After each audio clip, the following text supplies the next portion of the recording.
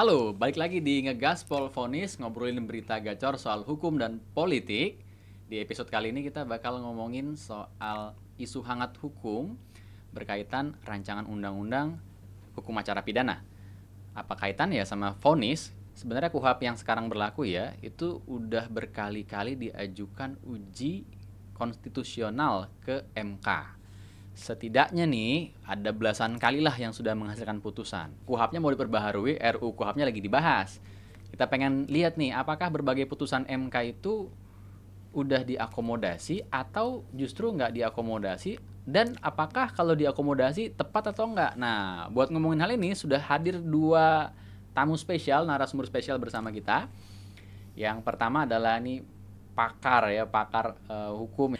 Ada Dr. Patra M. Zen. Wah, ini pertama mau sebut nama beliau ini adalah Sekretaris Jenderal dari Pradi Suara Advokat Indonesia. Selamat datang Abang Patra. Selamat siang, assalamualaikum warahmatullahi wabarakatuh. Waalaikumsalam warahmatullahi Ini wabarakatuh. kalau diundang Bang Edwin nggak bisa lari gitu. Ngeri. Ampun abangku, kita yang ngeri nih ya bisa mengundang abang. Bang Patra ini pengalamannya lengkap nih kan, dari aktivis hukum gitu ya. Sekarang jadi lawyer top ibu kota, level nasional bahkan internasional. Studinya juga lengkap ya, udah sampai doktor. Jadi kita perlu menyimak bagaimana. Belum seberapa lah dibilangin Bang Edwin. Alah, si abang bisa aja. Ya.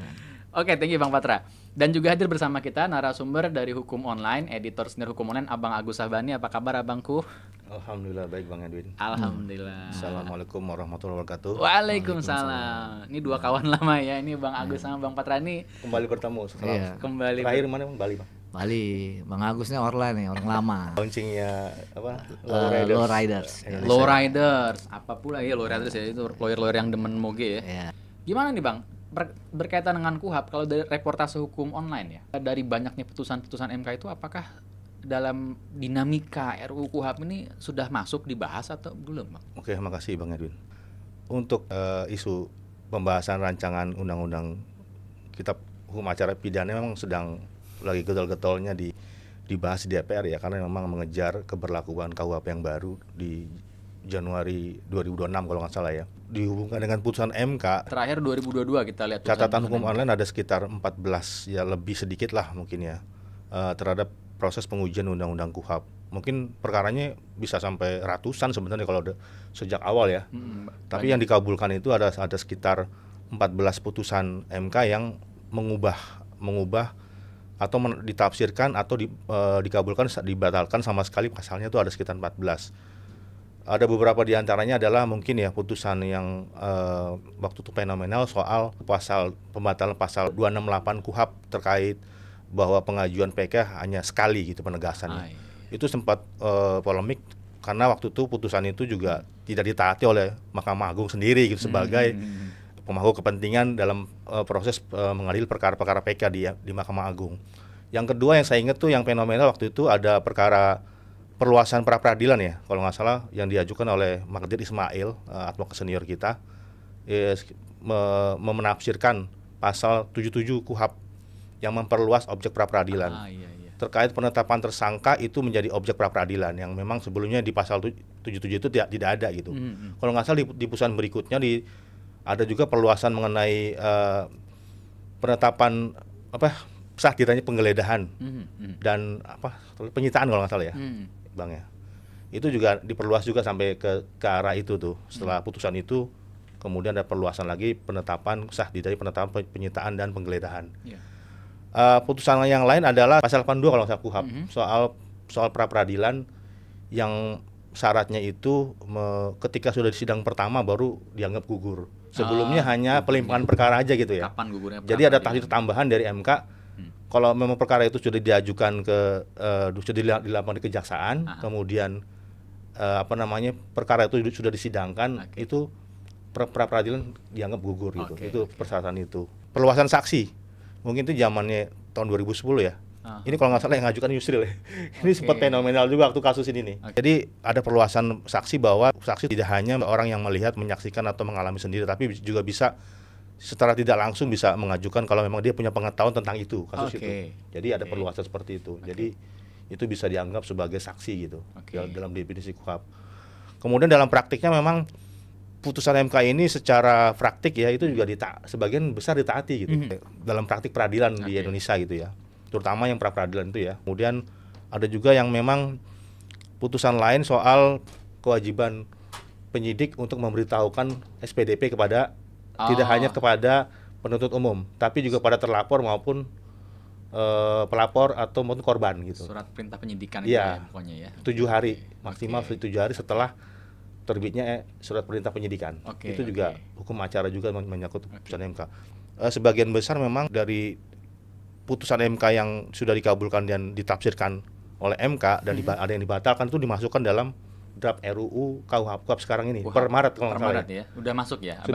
Sebagian besar sudah masuk di dalam draft diadopsi oleh pembentuk undang-undang dalam ini DPR atau pemerintah ya. Cuman ada beberapa yang memang belum masuk gitu ya. Yang pelimpahan itu tadi yang saya jelasin tadi. Yang pelimpahan yang dihitung sejak sidang pertama kalau nggak salah. Baru dia gugur ya. Itu belum masuk dalam draft. Kita belum menemukan lah di pasal yang mana sih itu ada gitu ya, RUU KUHP ya. Tapi intinya sudah ada kesadaran dari pembentuk undang-undang untuk mengadopsi beberapa putusan MK yang sudah ditafsirkan ulang maupun dibatalkan sama sekali gitu. Artinya ini ada ketaatan dan ini bentuk apresiasi MK mungkin terhadap pembentuk undang-undang selama ini mungkin seringkali membangkang gitu ya terhadap putusan MK ya. Sekarang kita pengen dengar sudut pandang dari praktisi gitu ya, praktisi yang juga nih akademisi juga nih, kita bisa bilang kan ngajar juga kan Bang ya? Ngajar gitu. Ngajar, jadi ini diam-diam Bang Patra ini dosen juga ini ya. Dosen. Iya, jadi kalau nanti tiba-tiba lihat Bang Patra jadi guru besar gitu ya, itu karena emang ngajar ya. Cara praktek Bang, kita pengen denger lah Bang, dinamika KUHP yang lagi hangat nih. Abang sendiri sebagai praktisi, akademisi ngeliatnya gimana Bang? Ini KUHP nih mestinya gimana sih Bang? Kalau kita bicara hukum acara, kita sebenarnya bicara aturan main. Ya. Hukum acara itu adalah aturan main untuk menegakkan hukum pidana material. Tadi Bang Agus sampaikan tuh sejumlah putusan Mahkamah Konstitusi. Kalau kita lihat, kita baca, kita dalami, maka ada persamaannya. Ya. Baik pemohon uji materi dengan pertimbangan Majelis Hakim Konstitusi itu rujukannya hak asasi manusia. Iya. Ya, itu persamaannya. Ya. Nah, oleh karena itu kalau kita bicara rancangan KUHP, kita pada prinsipnya mau bicara ya antara lain perlindungan, jaminan hak asasi manusia. Maka saya bisa sampaikan begini pandangan saya, kalau mau betul-betul KUHP ini bagus, ya rujuk aja prinsip-prinsip yang sudah berlaku universal. Saya kasih contoh, ya. Ada di dalam International Covenant on Civil and Political Rights, ya, ICCPR, ya, Covenant Hak Sipil dan Politik, artikel 14, ya, pasal 14, ya. Kalau kita dalami pasal itu aja satu pasal, kita udah bisa tuh bikin KUHP yang mantap. Satu pasal aja tuh. Oh iya. ICCPR satu pasal itu ya. Iya, bisa. Kenapa? Saya mau kasih contoh begini ya. Kalau kita bedah, sebenarnya ya ada yang disebut dengan prinsip right to equality before court or tribunal. Ya. Itu atasnya tuh. Ya. Jadi equality dan equal itu atasnya, ya. Untuk mendapatkan ya persamaan di dalam pengadilan atau persidangan. Ya. Nah, kalau kita terapkan itu, maka kita terapkan sejak awal di mana tahapan-tahapan dalam hukum acara. Mulai penyelidikan, penyidikan, ya, penuntutan dan seterusnya. Jadi mesti juga harus ada equal dan equality. Ya. Nah, sebelum saya lanjut, kalau kita bicara hak asasi manusia dalam hukum acara, apa sih yang diatur? Hak siapa? Ya kan? Nah, makanya kita bicara misalnya hak korban, hak dari tersangka, hak terdakwa, hak terpidana, dan hak-hak pihak ketiga yang lain. Itu aja sebenarnya, Bang Agus. Nah, saya kembali lagi poinnya. Yang kedua ada namanya prinsip ya right to fair trial atau fair treatment. Oke.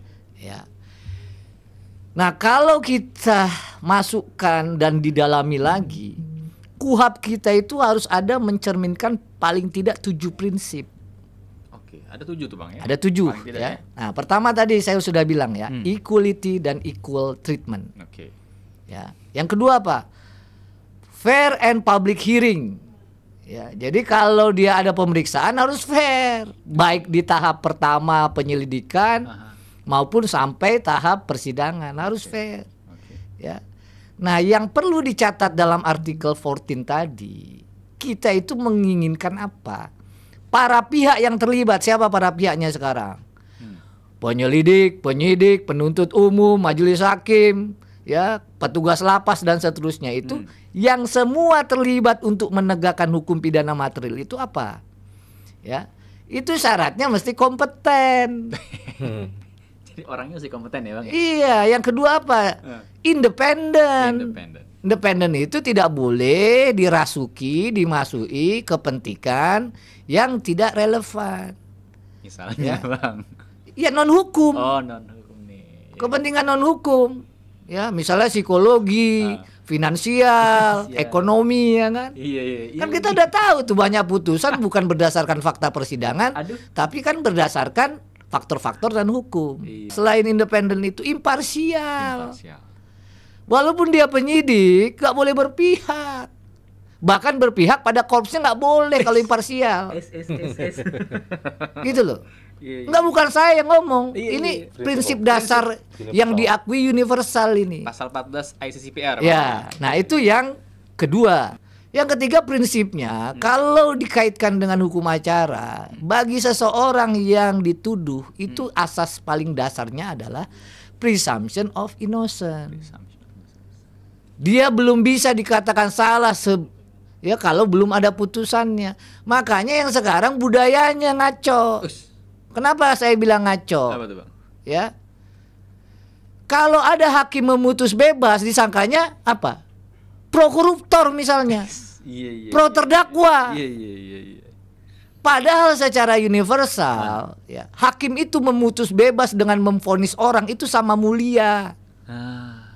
Jangan salah. Dihukum sama dibikin bebas sama ya Bang ya? Karena asasnya itu presumption of innocence. Assumption of innocence. Gitu. Makanya saya selalu bilang Bang Edwin, kalau ada orang yang nggak setuju sama saya, Iya, iya, iya. ya, itu berarti ya terdakwanya bukan ayahnya itu, Ais. terdakwanya bukan ibunya, Ah. tersangkanya bukan adiknya. Coba nanti kena sama keluarganya, ngomongnya pasti lain. Jadi beda. Nyari lawyer ya kan, mana yang bagus. Iya, iya, iya. Bebaskan ayah Iya, saya, ibu. karena apa? Saya bicara selalu dari dulu waktu saya jadi ketua YLBH itu asas dan prinsip. Oke. Makanya saya kokoh sampai hari ini, Mantap. insya Allah ya. Amin. Kita Kokoh. doakan. Nah, jadi yang pertama, yang ketiga tadi presumption of innocence. Praduga tak bersalah itu ibaratnya. Praduga tak bersalah, gitu loh. Kalau kita menganut praduga tak bersalah, maka penuntut umum nggak ragu kalau memang terbukti, ya di persidangan tidak ada bukti-bukti yang menguatkan, dia menuntut bebas. Makanya saya bilang imparsial. Penuntut pun tuntut bebas Bang ya? Lah, kan Iya. udah ada banyak itu. Iya, iya, Ya kan? iya. Waktu di Landak tadi, Iya, iya, iya. di PN Denpasar, tuntutannya bebas. Iya, iya, iya. Lalu juga yang guru ya di Konawe, Betul, betul. ya tuntutannya bebas. Itu menandakan bahwa penuntut umum imparsial, tidak berpihak. Dia hanya berpihak pada keadilan dan pada hukum yang berlaku.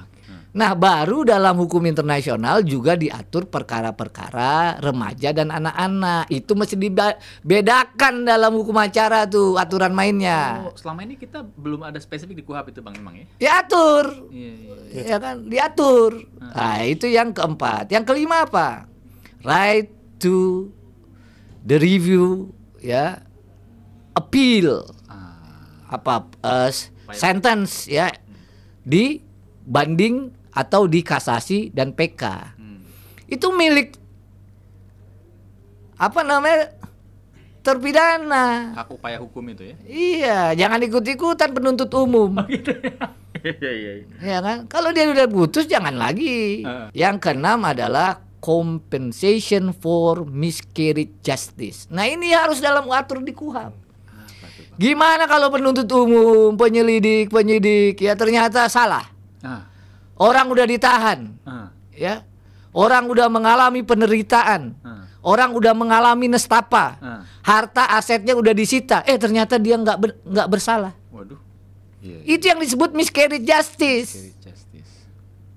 Ya. Saya bahkan kalau ditanya sama DPR, ya, sita itu rumah itu kalau salah itu, ya, apalagi kalau bisa misalnya merugikan banget itu gara-gara ada prosesnya. Jadi penyidik itu hati-hati nanti. Menahan orang juga hati-hati. Kenapa? Karena ada kompensasi yang harus dia bayar secara institusi terhadap perkara-perkara salah tangkap. Salah-salah ya, tersangka yang ditetapkan ternyata tidak ada bukti yang cukup. Gitu loh. Jadi ada yang disebut dengan compensation for miscarriage of justice. Jadi kompensasinya jelas gitu Bang. Jelas Pak. Janganlah, enak betul ya Kak. Makanya saya selalu bilang Bang Edwin, kalau kita ngomong ya berbeda pendapat saya dengan yang lain, itu karena yang ngalami bukan dirinya sendiri atau orang tuanya atau keluarganya. Gitu loh. Saya praktisi. Betapa saya menyaksikan kalau orang itu miscarriage, salah, itu menderita.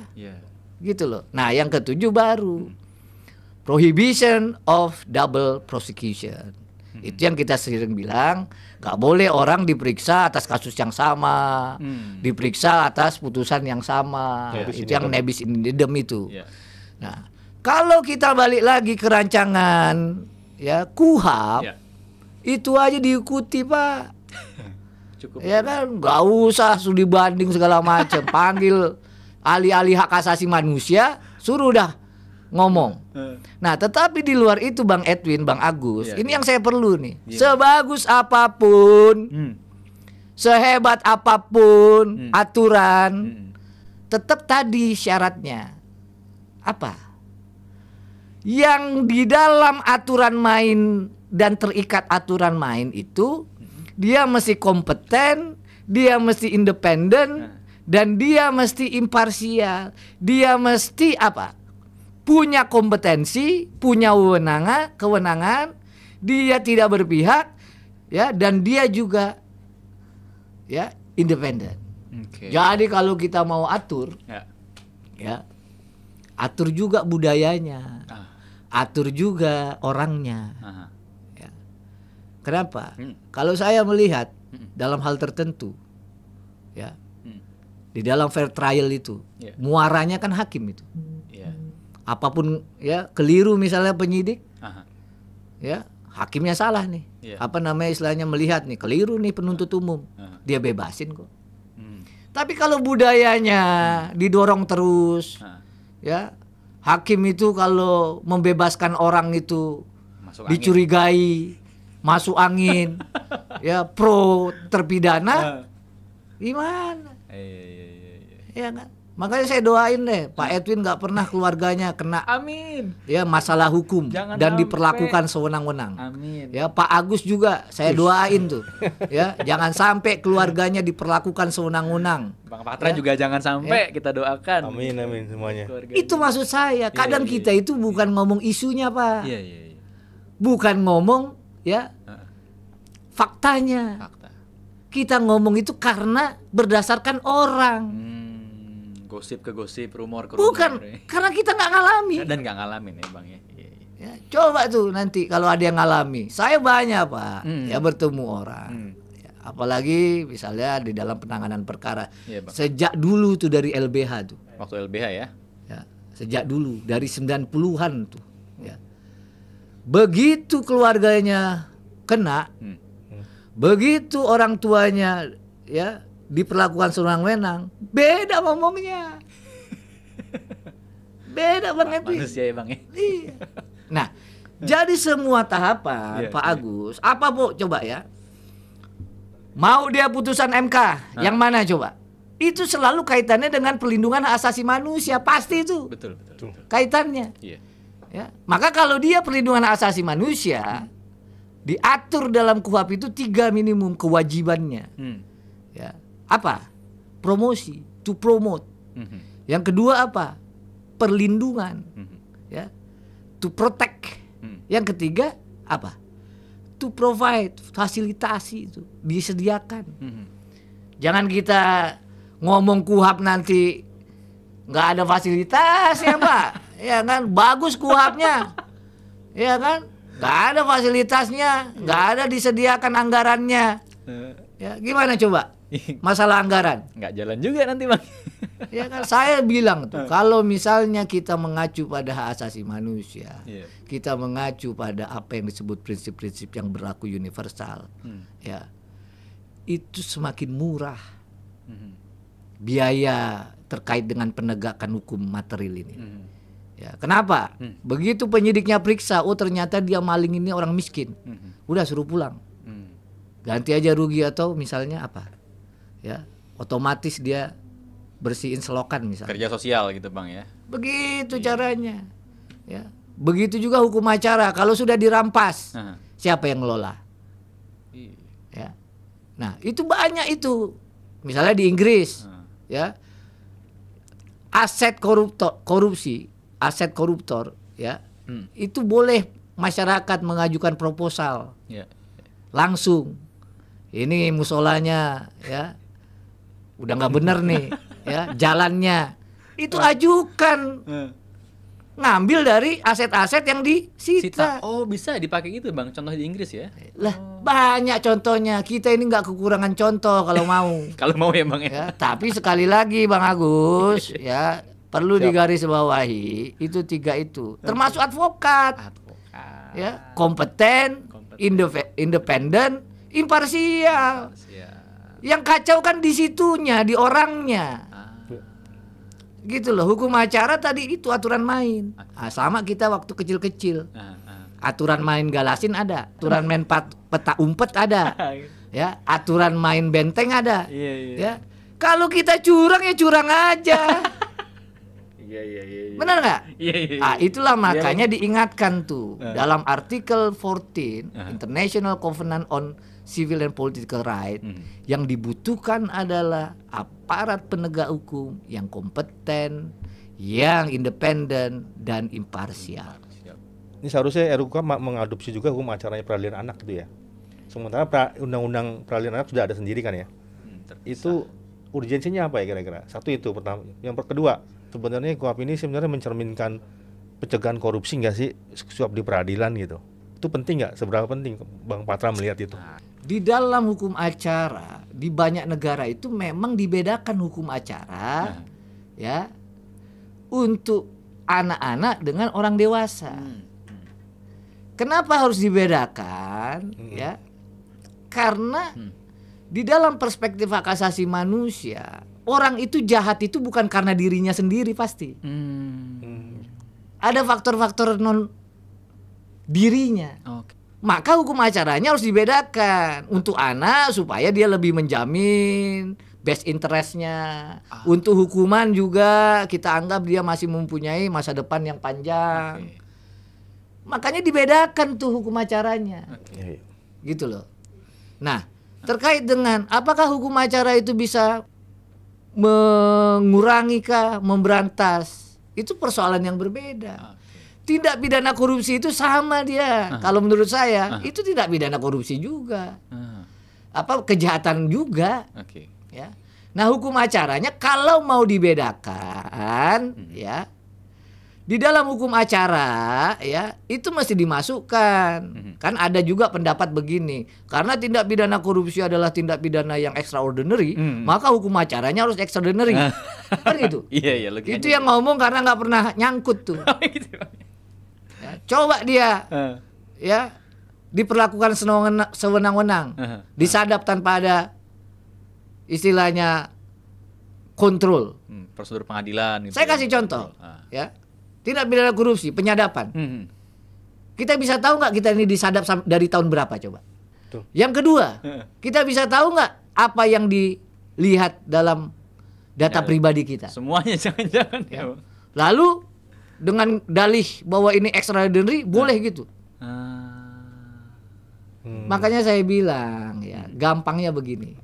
DPR ketika membahas KUHP terkait dengan aturan main, ya, dalami tuh prinsip-prinsip ya dan asas-asas perlindungan hak asasi manusia. Ya. Hak asasi manusia tadi saya bilang tadi, siapa?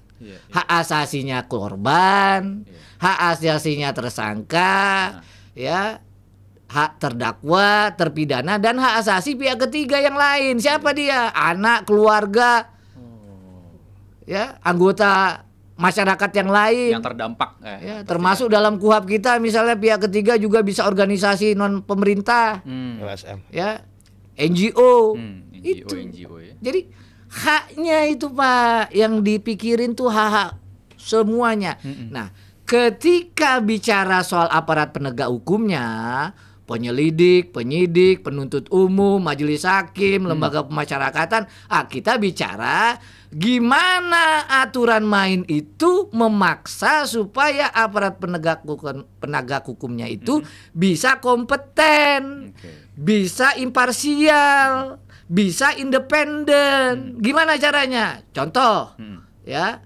supaya dia bisa kompeten diuji tuh, ya, kewenangannya, diuji itu apakah benar dia punya wewenang. Itu misalnya pra peradilan, ya. Lalu imparsial dan independen, gimana caranya? Itu diperlukan supaya dia bisa imparsial, tidak memihak, orang juga haknya dijamin. Maka perlu setiap orang, ya, yang dipanggil baik di dalam tahap pemeriksaan penyelidikan, ya, itu didampingi supaya apa? Imparsial. Oh, advokat itu ya bisa mendampingi. Jadi prinsip dasar untuk mendampingi orang yang dipanggil itu salah satunya supaya dia fair. Oh, gitu ya. Jadi bukan karena Gitu advokatnya loh. mau banget, tapi juga ini untuk menyeimbangkan imparsialitas tadi. Pak, ini gampang ini, dalam Gimana, arti Pak? sederhana ini. Gimana, ya. Bang? Begitu DPR paham mendalami hak asasi manusia, ya, kelar ini KUHP.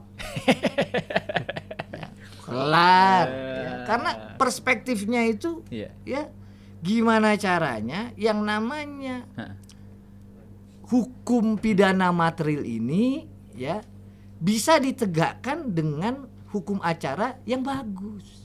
Ada dinamika nih Bang, kayaknya ini antara jaksa, penuntut umum, penyidik, Polri. Nah ini kayaknya kan yang kita dengar ini ramai perdebatannya kan bagaimana posisi keduanya dalam hukum acara pidana. Abang lihatnya gimana Bang?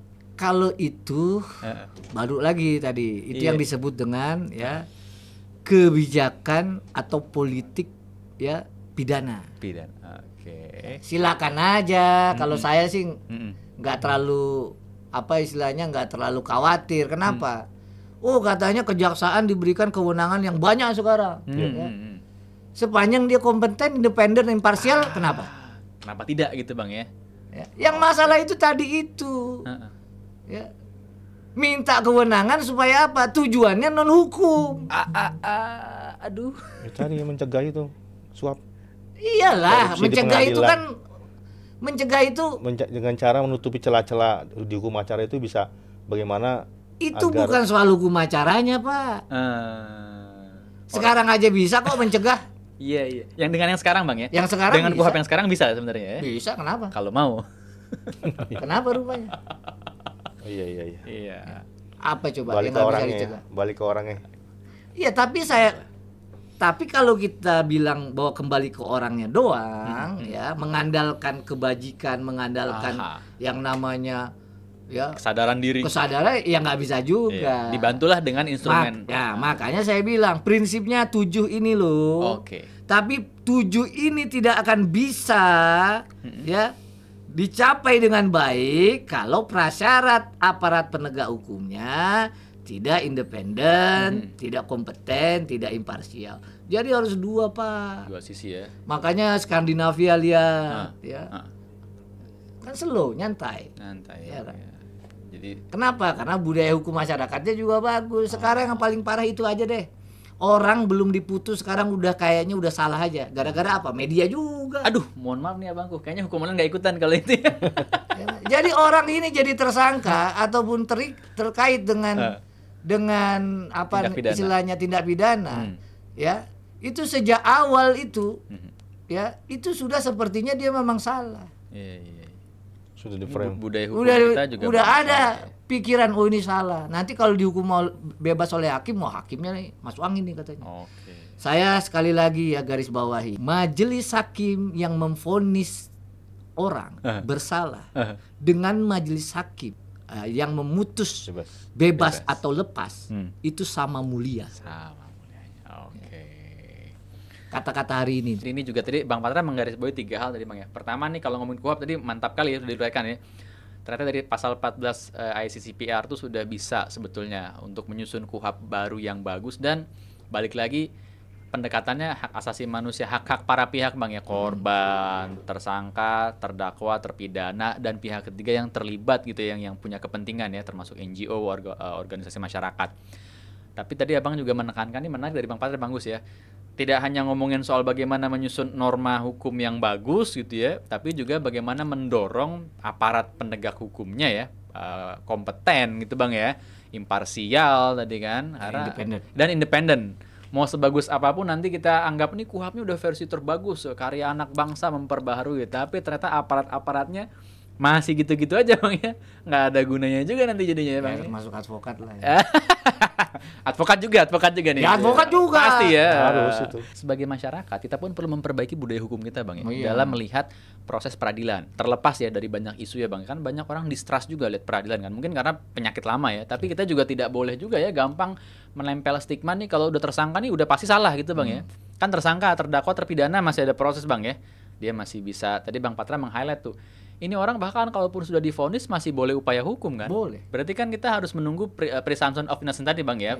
Praduga tidak bersalah, kita juga perlu memperbaiki lah ya Bang Agus ya, cara pandang kita supaya nanti dengan 3 hal ini jadi sehat, jadi bagus, yang meningkat lah itu peradilan pidana kita. Ini penting nih ya, jadi hakim yang memvonis terdakwa dan membebaskan terdakwa sama mulianya Bang ya. Karena itu Di hadapan siapa tuh? Mulianya di hadapan siapa? demi keadilan Demi keadilan berdasarkan ketuhanan yang Maha Esa. mantap. Iya. Ngegaspol, vonis, hukum lain ya paten. Oke, mantap, amin. Amin, Oke amin deh, terus. sampai di sini aja buat episode kali ini. Terima kasih sudah menyimak. Jangan lupa like, subscribe, komen, share juga. Dan nantikan di episode berikutnya masih bersama para narasumber keren dan beken kayak Bang Patra ini. Wih. Sampai jumpa, bye-bye semuanya.